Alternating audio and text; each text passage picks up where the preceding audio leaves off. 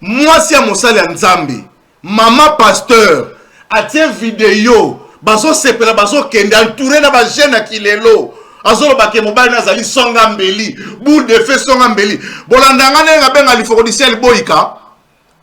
Makubungu, Kafuaku, maître de votre maître, Babeta Gaete.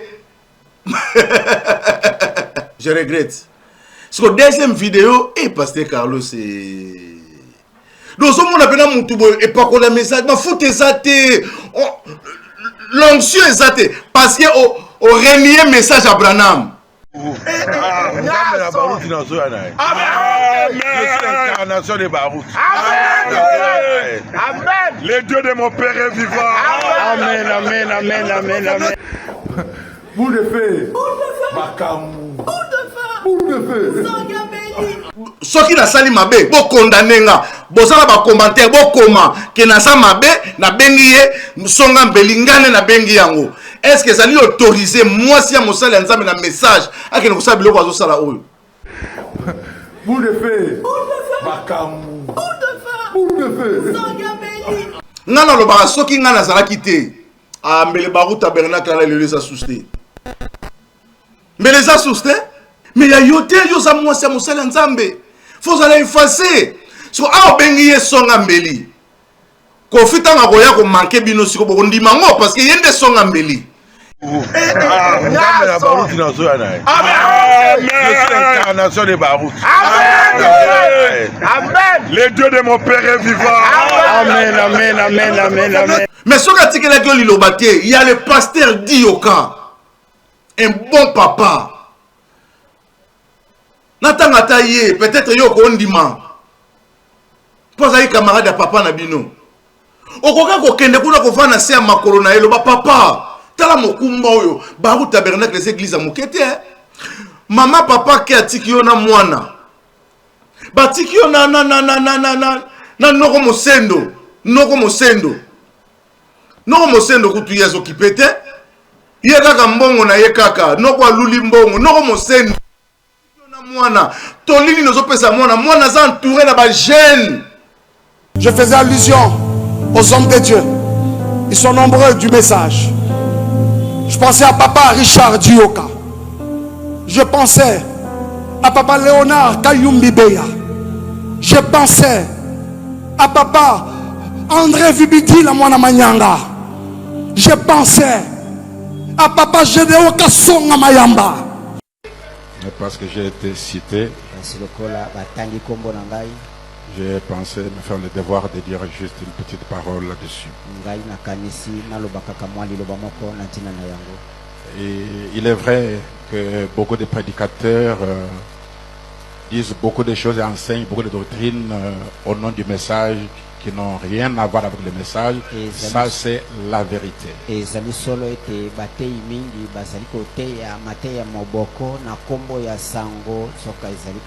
je voudrais juste parler sur l'inspiration. L'écriture elle-même émane de l'inspiration.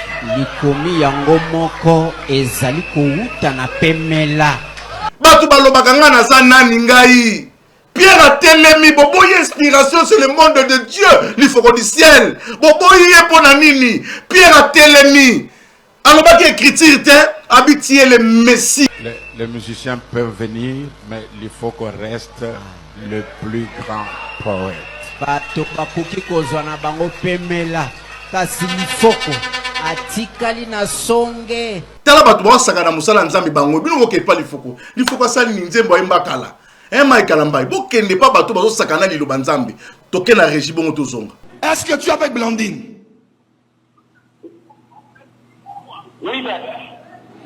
Qu'est-ce que vous faites? Vous êtes en ce moment même en Ngiringiri. Référence Birmanie. Obali mwasi na yo gangi sae poko mona moi bino bo tala bo sakana te o mona mwasi ya patron ba ole na chauffeur.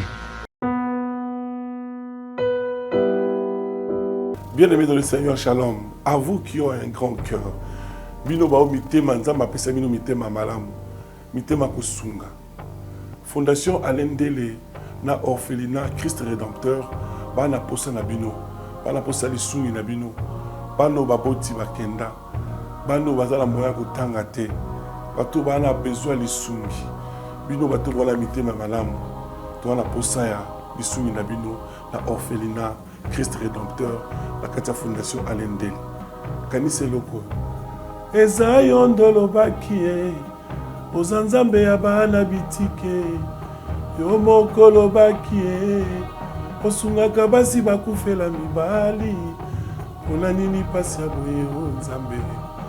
Ils ont besoin de vous, de votre pain, de votre bouteille d'eau, de votre soutien. Et ça serait une bénédiction pour vous et pour votre famille. Que Dieu vous bénisse.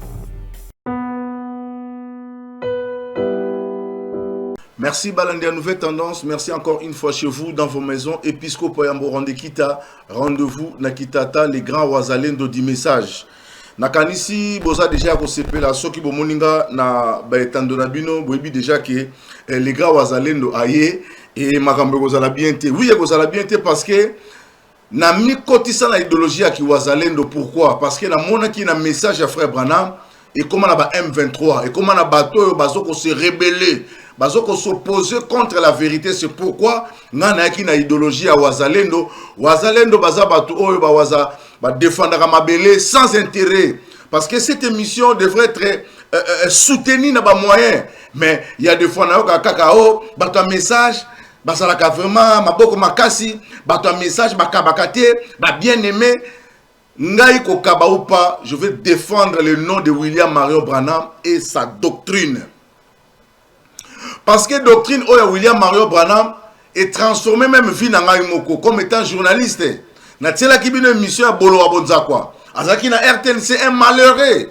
Azaki koni na ba musicien, bazaki na ba musicien ya combo pour ne pas citer des noms. Mais ba PC le côté ba c'est le côté mais alobita na côté na ministère ya combat spirituel ne ayaki kozwa délivrance pa ayaki kozwa clair ya komona makambo nyonso. Émission o ezaka émission ya pasteur Lifoko du CLT. Émission ezaka émission ya message. Na banda ko le prophète William Marion Branham. Émission de Senga qui beaucoup de soutien, mais na bande on na tikiango soutien mo ezati. Émission normalement faut na sima éclase na sima et puis prophète yé mo na colonne de feu. Mais à cause de ma kamuso mike yango permettra te yango mona que émission za soutenité. Ba bien aimé ba benga ka kola pambolo mais pona ko le kaboé. Ça demande beaucoup de choses. Nous sommes Nzambe, il faut soutenir. On a ministère à Jésus, babi sous-ana baba si intendant à Hérode. Bazala qui wana pour soutenir Jésus-Christ. Nakati ministère. Et émission, oh, eza émission, il y a message. Et ça émission, il y a message, il y a William Marion Branham. Ce qui ozo bela makamba Branham na ndenga malamu toko ya na émission toko soutenir yo. Mais ce qui ozo ya pour ko sakana na message oyo toko telemela oti na suka. Ozala nani? Si vous avez le pouvoir, vous avez le pouvoir, vous kanga. Kolo Yesu na biso ateyaki. Ba kanga kiye, ba boma kiye, ba pesa kiye gloire. Lelo azana loboka mbala tata. Soki pe yo na idéologie, yaka na yo, toso zela. Yaka. Mais biso to côté yaka en vérité. To ça parti pris à mutute. To mona ki dossier awa et yaki pona ba frère ya message. Ba tumusu bazo ko insulter message à frère Branham.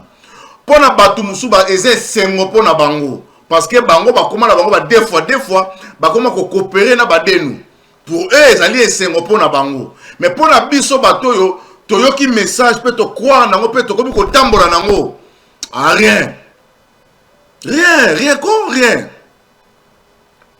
alors émission oyo je crois que makamba Mike Kalamba ici eleki nango ba vanyon sont vraiment to balayer tout presque nyo ceci là qui.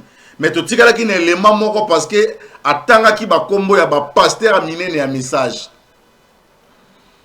Mais là quand musenga fala tanga Carlos que tanga pasteur ba route paix à son âme. Fala tanga muto aza vivant, tanga tangi ba grand.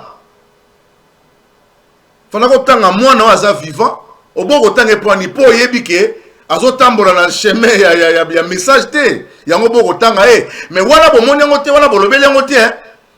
Parce qu'à ça vivant, tant que ça va aligner, va défendre la doctrine, va épargner, va l'ongolier pembeni. eza soni pe mawa ba papa otanga ki ba komo mai kalambai ba ka kotika la silence te ba ka kokanga munoko na bango te parce que il s'agissait de messages à William Marion Branham. Fallait ba téléma ba recadrer yo et gloire à Dieu il y a un pasteur ou a télémi pour na ko recadrer parmi bato mai kalamba atanga ki ba kombo moko na bango a télémi en tant que papa à l'obiki il faut qu'on répondre moi na eux parce que bato na mokili ba komona lokola azana raison babité il faut tout recadrer lokola pesi biso charge à reconnaître biso bato la vraie parole alors Mike Kalamba il landa bato ba na vraie parole makabli ba ko sala mo bango nyonso mettez tout ce ka moko pour corriger lokola yo pesi ki bango botala liloba oyo ya message botala message ningezo kende message okende wapi alors lokola yo moko ndimaki bango yo kasko message na bango au travers moko na bango ndenga ebisio tout ce vidéo après tozongi parce que j'ai été cité j'ai pensé me faire le devoir de dire juste une petite parole là-dessus. Et il est vrai que beaucoup de prédicateurs disent beaucoup de choses et enseignent beaucoup de doctrines au nom du message qui n'ont rien à voir avec le message. Ça, c'est la vérité. Et ici,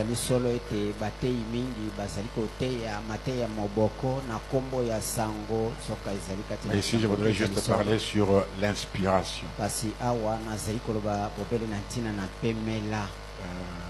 L'écriture elle-même émane de l'inspiration.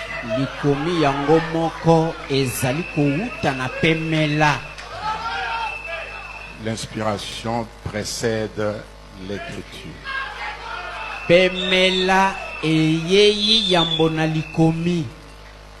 La parole qui était au commencement, ce n'était pas les écritures.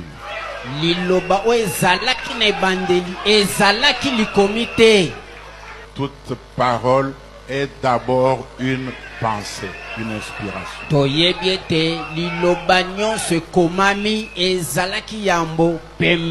La parole, c'est une pensée exprimée. Elle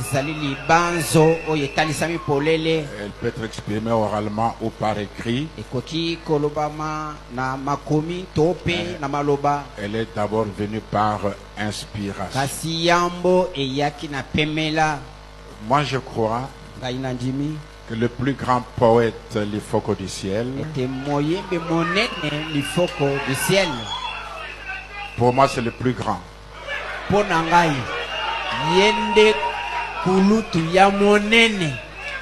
Les musiciens peuvent venir, mais l'Ifoko reste le plus grand poète.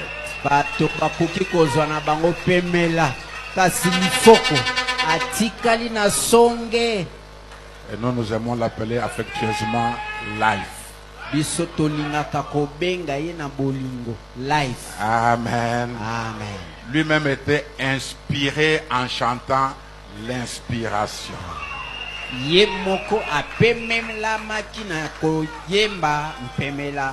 L'inspiration qui est le monde de Dieu, qui souffle dans l'âme de l'homme et qui est plus forte que les Écritures. Moi je crois que tout ce qui énerve beaucoup de prédicateurs, ce n'est pas parce que l'inspiration est plus forte que les Écritures. Plutôt tout ce qui énerve beaucoup de chanteurs, voulais-je dire, c'est parce que l'inspiration avale les chansons des autres.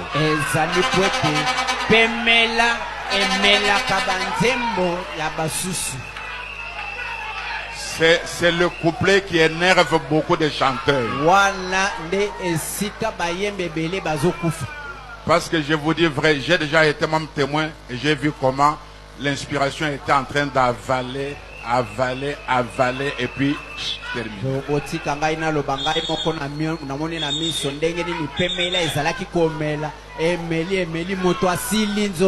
C'est comme le serpent de Moïse. Je connais même un chanteur qui ne voulait pas chanter après l'Ifoko. Parce que si l'Ifoko vient chanter après, il va avaler les chansons des autres. Il va chanter l'inspiration. On organisait beaucoup de réunions. Les chanteurs nous voyaient, non, il faut que moi je chante après l'Ifoko. Pourquoi lui doit chanter après tout le monde? Et il craignait seulement que l'Ifoko chante, que l'inspiration avale les chansons des autres. Ce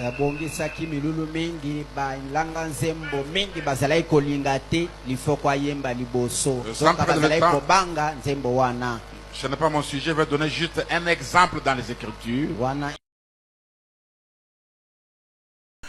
Merci Pasteur Gédéon Mayamba, merci na ndenge au recadrer Mike Kalamba na lingomba na nyoso par rapport ya ndenge balinga kiba tambola na liloba ba sakana na liloba na nzambe ozongisi bango na nzela, ça c'est très bien.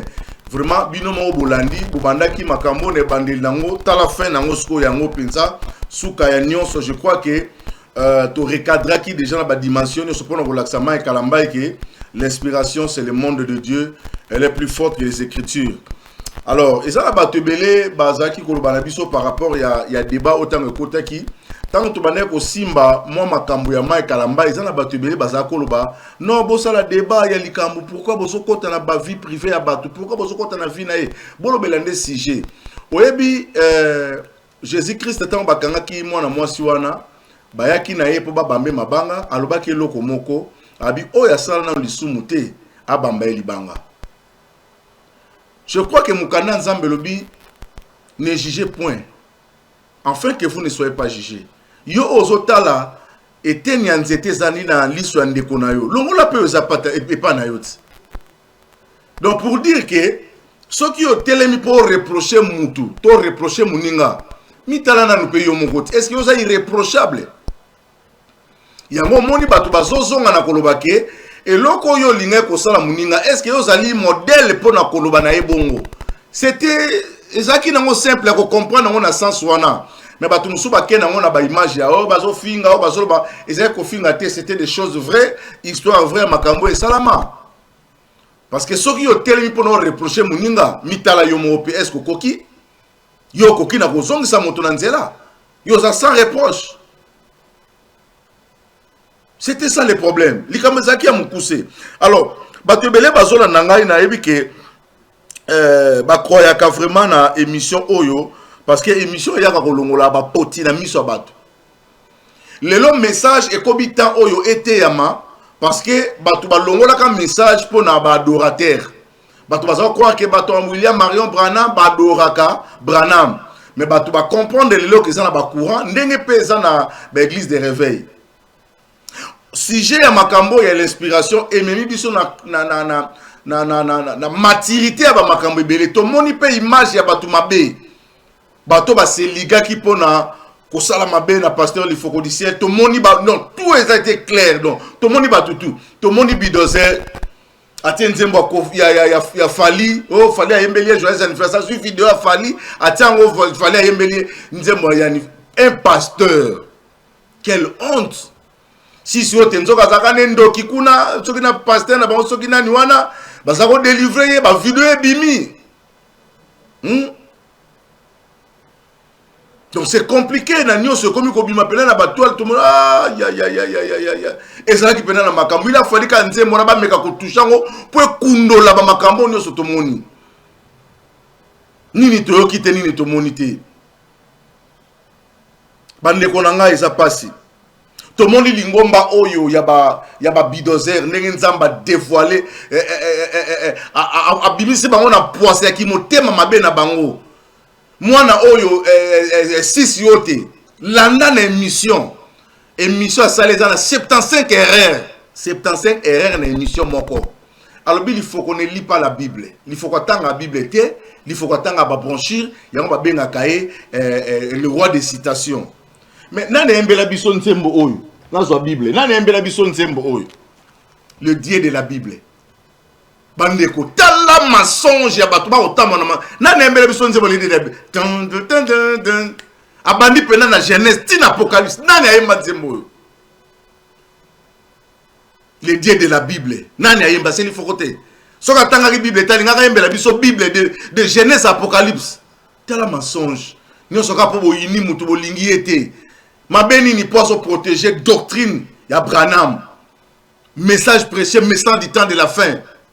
Ne bobi non to bo maître au baké ne Cruz. Ils a pas si peu mawa. Na sepela katango yo kitaka e papa e. Ngaida yembela Yesu. Ngaina kumisa Yesu mobala libala. Ye wana mutolo bike atanga Bible te. Honte à vous. Bato misala molili. Ba Sanhédrin, ba pharisien, ba tombeau blanchi. Là on relaxe bino bato fala ki botea. Mai kalambai. Soko zaki penza na posa kotea. Na relaxo ba ndeko na ba deno makamba osala. Oko regretter na yo moko soko ye bango te. Mais je sais ko ye biango. Bulingende bo meka ko simba moto. Ya ba lobaka soki mona lingo simba moto botika ya simba tanga uzika nda koyeba. Na kasima ya kalamba ya siki. Abangi penza ezamba suka. Merci. Nakanisi Tolandi pensez à ba papa, ne ba répondre Mike Kalambai. Bato ba soutenir pasteur Carlos. Il y a des fois ba ka utuna nga ba question asali nini? Komone koti kuna pona, komone kota kuna pona nini?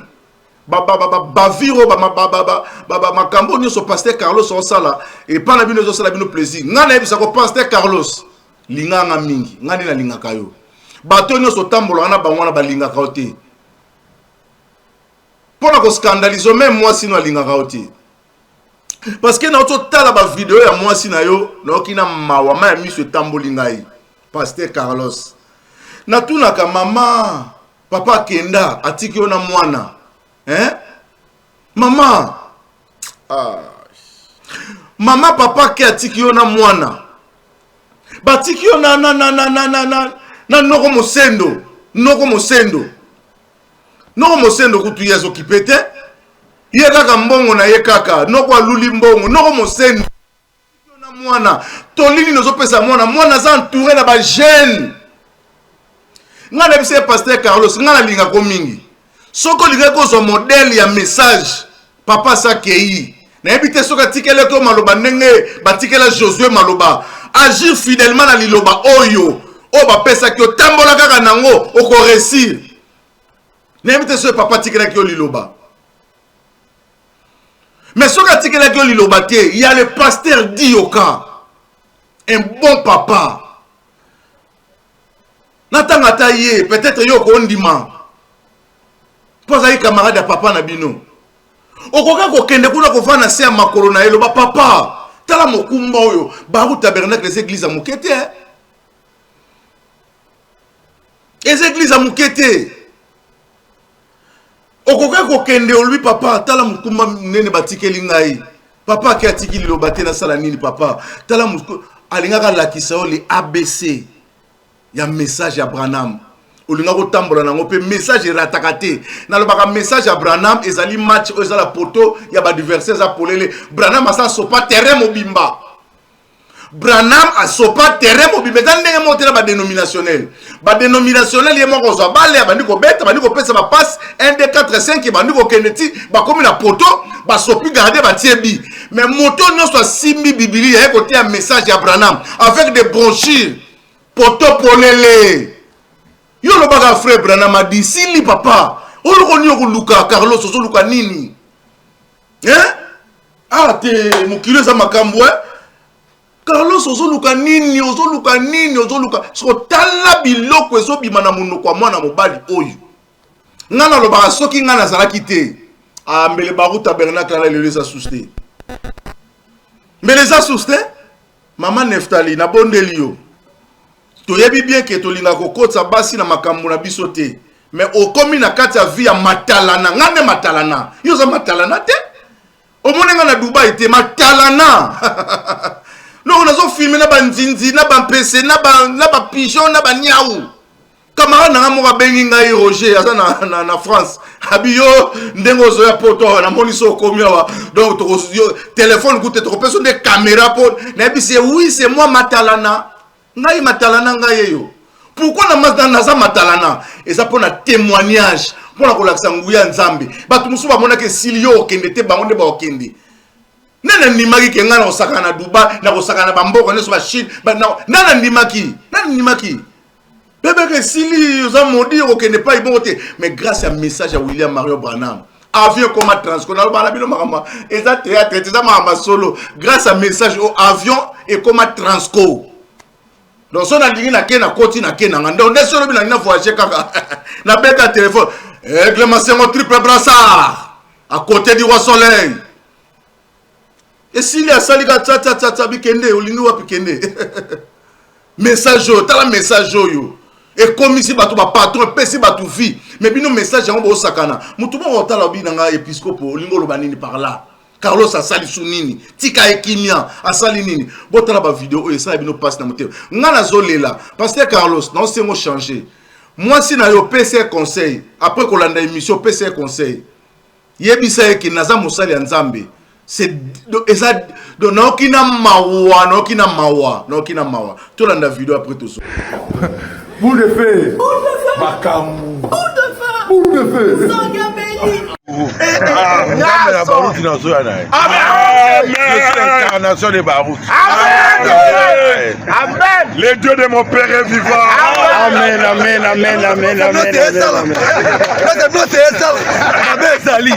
Ma belle Zali. La bagène.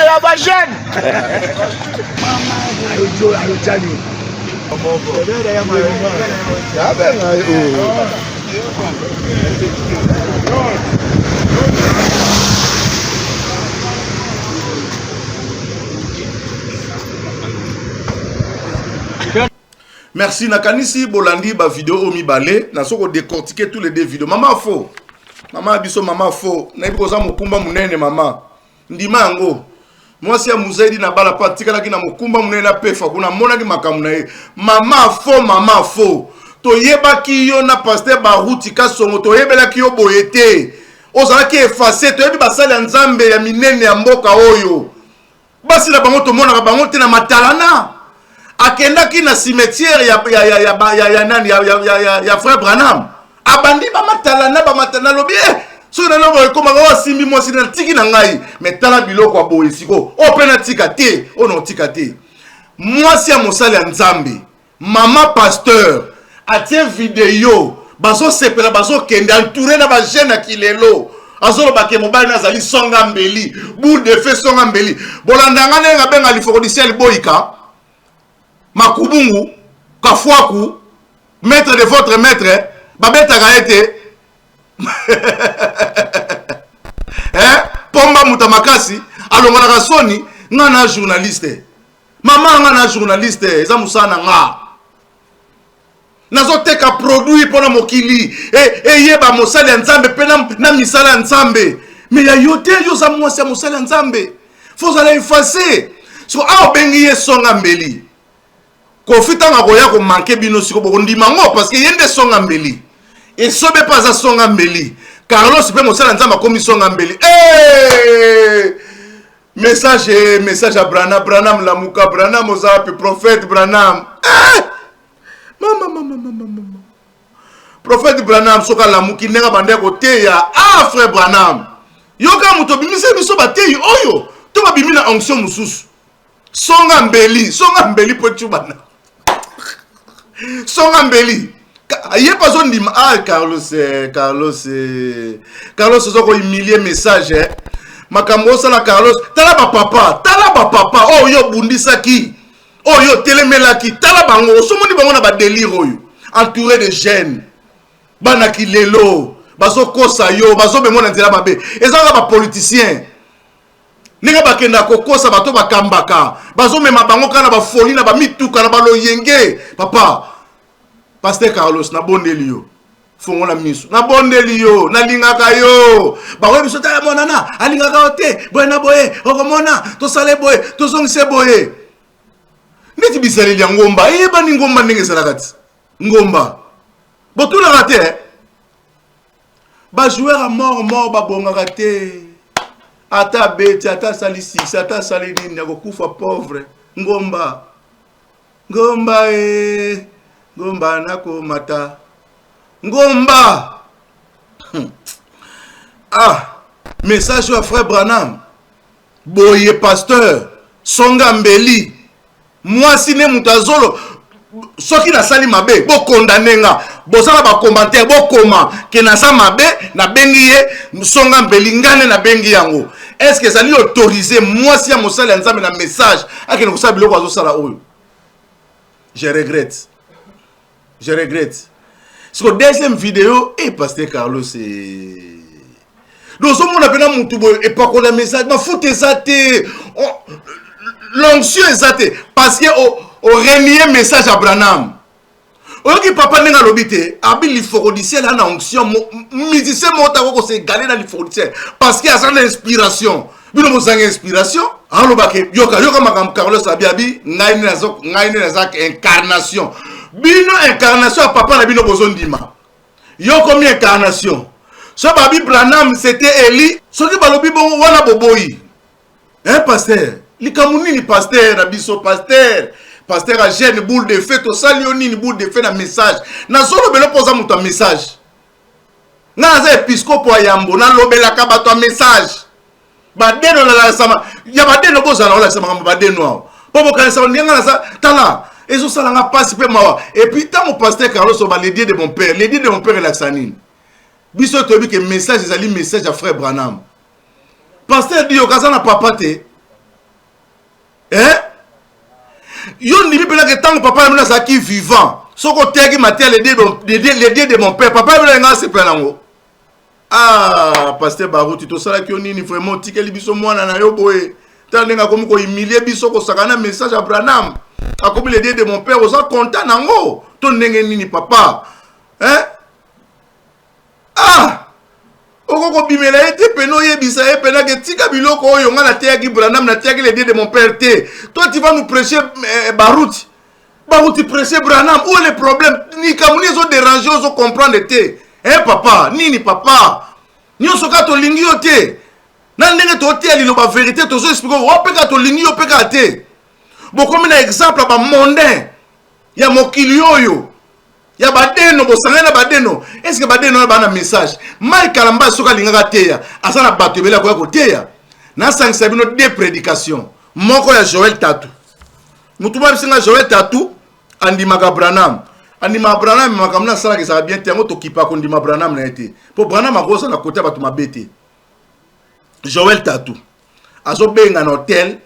Moi si mon dimina kendaki na hôtel azo benga bango azo sanga boza place boza. C'est quoi ça? C'est quoi ça? Wana pe su bonzambe. Moko azo ba makambo ya salité zanga mutuna makolo. Badeno ndebino bato bosanga na bango. Bo utaki na ba dénominationnel. Ba bimisi bino na ba dénomination. Bozongi na Égypte. Bozongi na Égypte bo bengi Aaron. Asela bino vodo po bozonga na Égypte. Eh Moïse bambaki di commandement na mabele. Alobi nzambe tala bato tala tanga zo alobi nazoka cri ya makelele ya bato bazo ganga mais nazo moneza victoire te eza pe loyemba tanga yeko tala bangwa lela maman Neftali oleli singa un jour Jésus a sangisi ba yekoli na ye abandi ko tuna bango pona bato mokili nga na zanani pona bato mokili landanga makambo très bien bolinga bate ya bino bible pona bato mokili ngai Carlos na zanani bolanda bien. Bah yeko le bando répondre. Bah musu ba Jésus azalé qui a Jean-Baptiste. Mais bah tout musu ba yonde Yohani mo baptiste. Bah tout baloba ki boy, bah tout baloba boy, bah tout baloba après tout bon pona bino nga na zanani. Pona maman Neftali, pasteur Carlos Azanani. Ata songa mbeli. Mais je regrette. On les a réponse à Nzoto.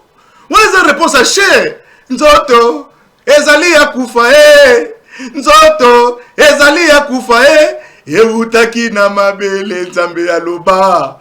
Ekozonga na mabele nzambe ya loba. Nzoto. Le roi maski. Nzoto. Nzambe na ngai. Batu balobaka nga na sa nani ngai. Pierre a telemi. Boboye inspiration sur le monde de Dieu. L'ifoko du ciel. Boboye ponanini. Pierre a telemi. Alobaki écriture te. Habitié le Messie. Celui qui devait venir, yon Messia. Jésus dit c'est réponse oyo. Et ça va écriture te. Et ça papa n'angande a révélé yo. Et ça va inspiration. Petit ça va kundula. Et ça biloko sebo tomboli biloko mwana. Ah Pierre. Ah maman. Obenga mbano songa mbeli. bolembi boule de feu comme sous son embelli lisusu na loba na bino boti ko landanga bokota libulu nga na benga ka lifokodisel boy kama kubungu maître de votre maître mais soko tuli na église na babenga ke muntu nzambi moto na nzambe moto nzambe lelo bondimi incarnation pona okota na nzota tata na bino non ndimi mais soko abi ke Jésus Christ akota ki pa Jésus te oh na kokota na Jésus kokota na nzota bateza liloba to yo kokota na nzota papa na bino ndeza liloba et loba bino parce que yo papa na bino fo yo za incarnation papa na bino vi na yo pelo ko songa via baroute vi na yo pelo vi na onengo zana ko mexa bata 2 minutes na ya baroute ko kanité papa et ko kanité y a pas photo parce que baroute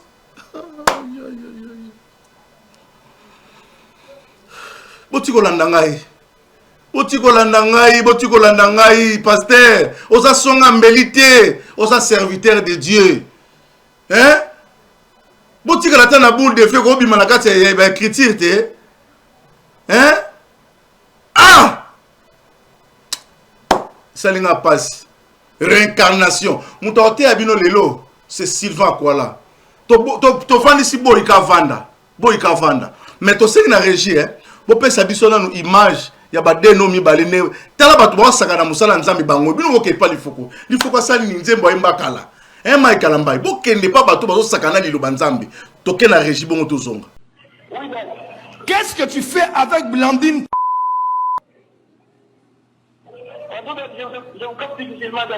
Qu'est-ce que tu fais maintenant là où tu es avec Blandine? Oui, ben. Est-ce que tu es avec Blandine? Oui, ben. Qu'est-ce que vous faites? Vous êtes en ce moment même à Ngiringiri, référence Birmanie, avenue Mapanzi. Vous êtes à l'hôtel maintenant. Est-ce que tu m'entends? Vous étiez dans un hôtel à Gombe. Vous avez quitté Gombe, vous êtes maintenant à Ngiringiri. Baudouin, est-ce que tu m'entends? Je te parle parce que Dieu t'aime. Tu es sur un drap blanc et tu es nu avec Blandine là où vous êtes.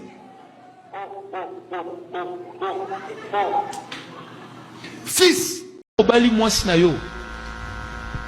Gangi saye. Pourquoi mon amour Dis donc tala, bo sakanate. Au mon amour c'est patron ba olé na chauffeur. Et là on est chauffeur à mon sakaye. Nous sommes sur nos côtes à cap. Jamais. Jamais. Je suis un homme.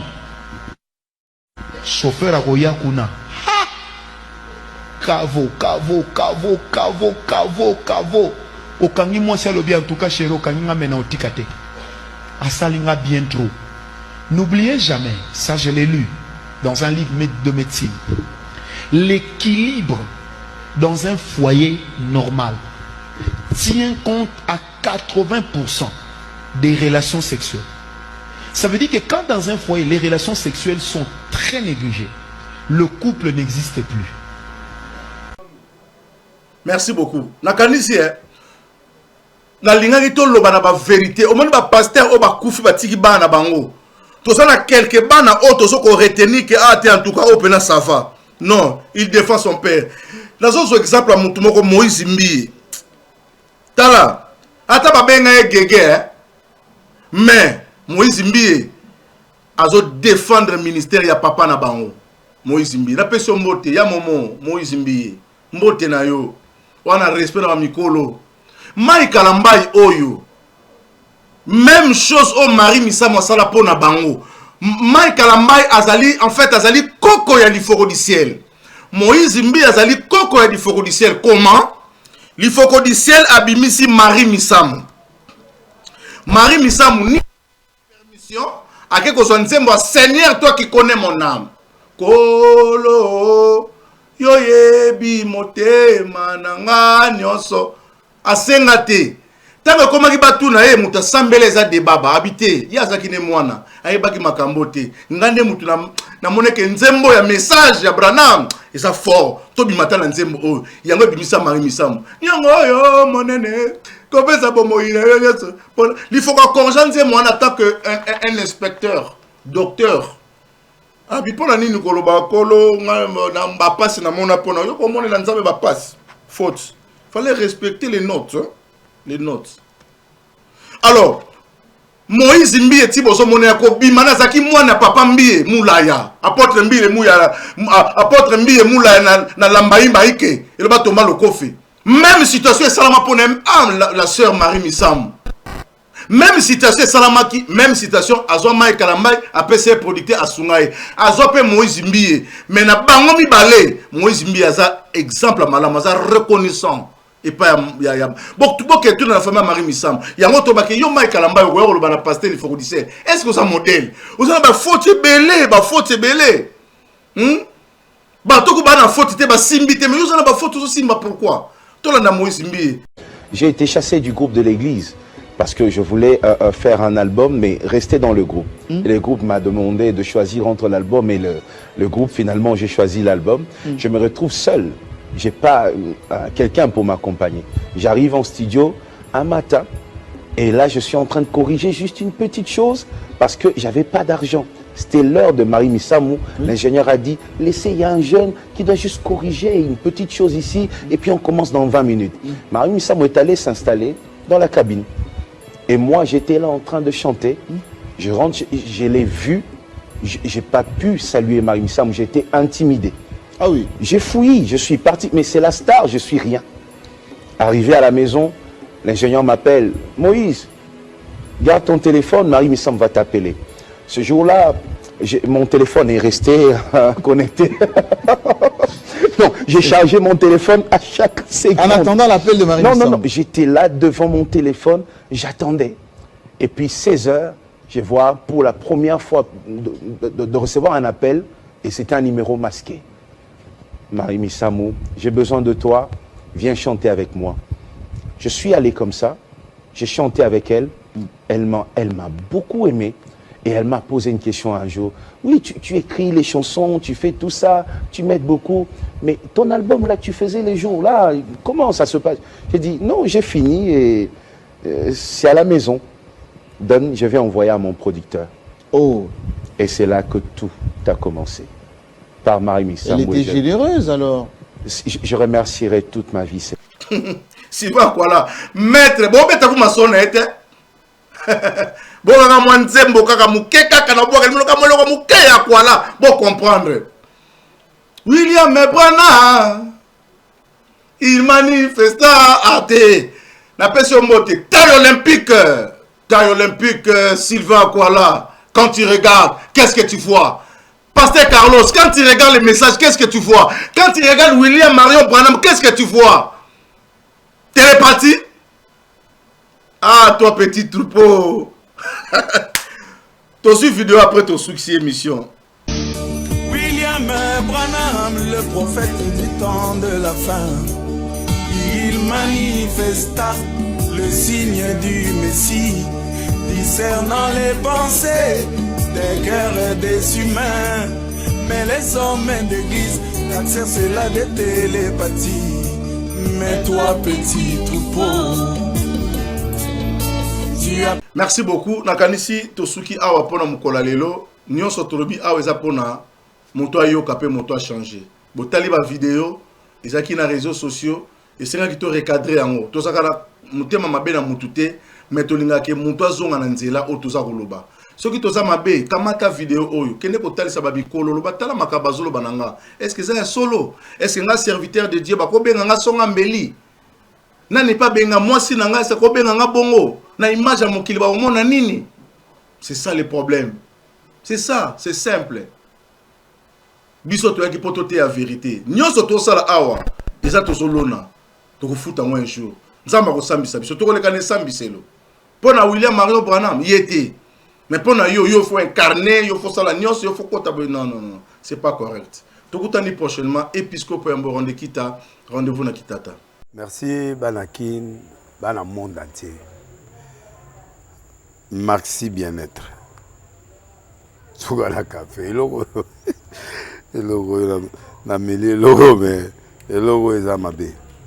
Il y a bien pour na panne technique mais ko sale la on ndenge amabé te sale la ngo pona mama. Ba célibataire to lingi bino ate. so maka boma mokolo bala pourtant mozo ba produire en soute merci bien-être yango yo lukango benga ndeko nanga alendele yé mutu ayebi esika ko fournir yo autant que tu veux $35 eze belé na kati sobo melika moko de jour bien be hémorroïdes banini tout ça bilialia vanda musala banini et réparer yo système ya break et réparer yo pe fonctionnement ya break de break donc et pe son fonctionnement ya bien to comme ba congolais toujours gagner ba match oza ba défaite pas technique en plein match c'est pas bon zongela eloko ngana c'est éviter de dire surtout ba pasteur bolingo mela boyawa bobenga pena alendele na numéro na ye po bobenga po bozeloko c'est important traitement poison anti-poison yango yo ne ba mususu meli yango avant okende obima o mela melango ça 2 jours ata bateli loko moi cuire mon corps c'est bon oyo pe anti-poison donc soko ata ezala kati elongolango alendele mikolo somme nabité mindele yango bapesi biloko baudia po biloko yango bendeza ya solo mikolo batiaka poison ato ya famille te atoza problème na mutu te jalousie car donc baproduit yango wana ya anti-poison oyo pe anti-poison donc benga alendele à partir na ye ayebi ndeni oya ozwango nzambe nanga pambola bino mibatela mboka ekomi bien te bato bakomi na jalousie oyo tozo comprendre desu te bana mike bazokufa mikolo bazokufa baotiana bana bébé bapoison donc toujours zala na ntina yo ndenge na nga na ndako c'est bon que Dieu vous bénisse.